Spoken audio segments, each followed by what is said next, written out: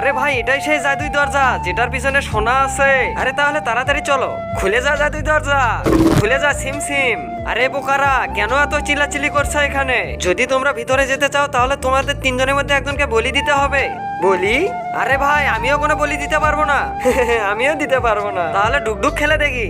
ডুক ডুক ডুক ডুক ডুক ডুলি, যার কাছে যাবে হাত তাকে দেবো বলি। এই যে বলি। আরে ভাই এটা আমার সাথে চিটিং করতেছিস তোরা, আর এটা বলতে তো তাকে গুলি মেরে দেয়।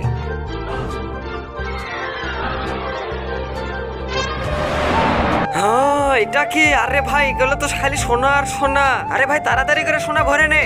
আরে ভাই সেটা তো বুঝলাম, কিন্তু সে সোনাগুলো কার ভিতরে ভরবি? আমি তো বস্তায় নিয়ে আসতে ভুলে গেছি। আবে শালা তুই এত বোকা কেন রে? দাঁড়া আমি এখনই নিয়ে আসতেছি। তারপর কি হলো এটি দেখার আগে দুটি ছবির মধ্যে আল্লাহকে ভালোবেসে থাকলে ভিডিওটি লাইক দিয়ে চ্যানেলটি সাবস্ক্রাইব করে দিন। আর যদি শয়তানকে ভালোবেসে থাকেন তাহলে কোনো কিছু করার দরকার নেই।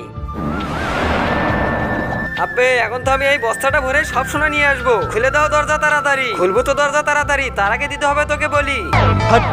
ভাই 1 মিনিট একটু এইদিকে আয়, তোর একটু কাজ আছে।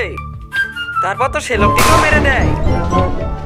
আব্বে শালা কি মেয়েদের মতো সাজতেছিস? তাড়াতাড়ি বস্তার ভেতরে সোনা ভর। হ্যাঁ 1 মুঠো সোনা পেয়ে তোরা খুশি হয়ে গেছিস? আমার ভেতরে শুধু হীরা আর হীরাই আছে। একবার আমার ভেতরে ঢুকে দেখ।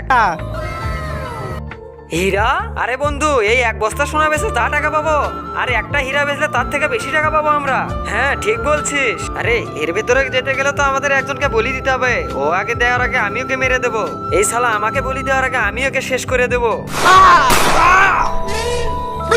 আরে হারামজাদারা, আমি সোনার দরজার মতো বলি চাই না রে। আমি শুধু ছোট্ট একটা ধাঁধা বলি, আর এই ধাঁধার উত্তর দিতে পারলে তাকে আমি